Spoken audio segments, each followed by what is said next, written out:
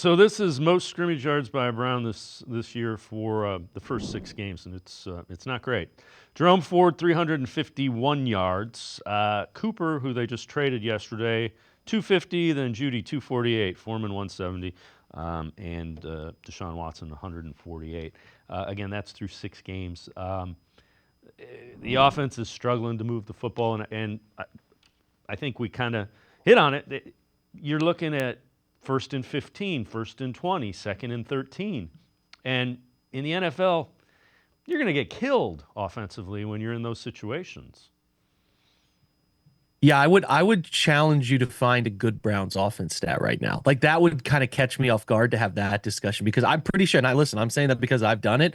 I'm looking at this, I'm writing about it, I'm doing film room stuff on it. Like there's nothing pretty coming out of sorting, like going into the 32 team rankings and sorting them by success rate or EPA or yards per rush or total yards. Like it's all very much broken. And the problem is pretty simple. They don't stay on the field enough.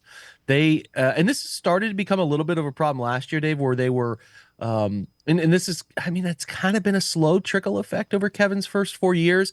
They have one of the higher explosive run rates. Now that's down this year because they're lacking a very important cog who might be coming back this weekend, but like they have had always a pretty solid 10 plus yards, which is deemed an explosive run rate, but they have not had much success in the last 2 years, 3 years, avoiding those negative 0 yard rushes, right? So they'll get a first down, then they'll be in second and 9, and then it's third and 6, and then all of a sudden they're punting again. So their third down failures are something even in the short yardage world that they're not having much success in, right? We've seen them like third and 1, they put the quarterback Jameis Winston under center and they make it a little more tricky than they need to by trying to run a fly sweep. Like they're not helping themselves.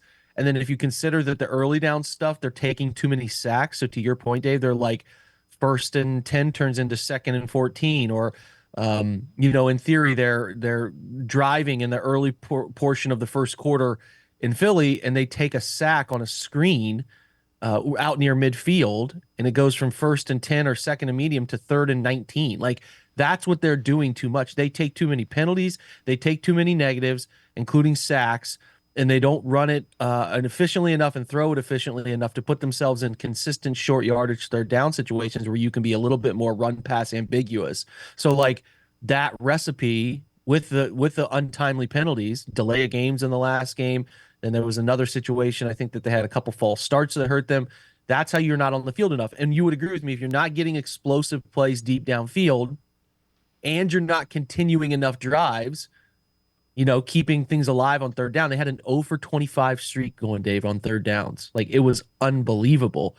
Like if you're not converting third downs or creating explosive plays, you're not going to be on the field enough. Like you look back and it's like, oh, the Browns only had the 7 possessions in that entire game. That's the formula for having one of the worst offenses in the league, and we're living in that sort of scenario, which is not fun.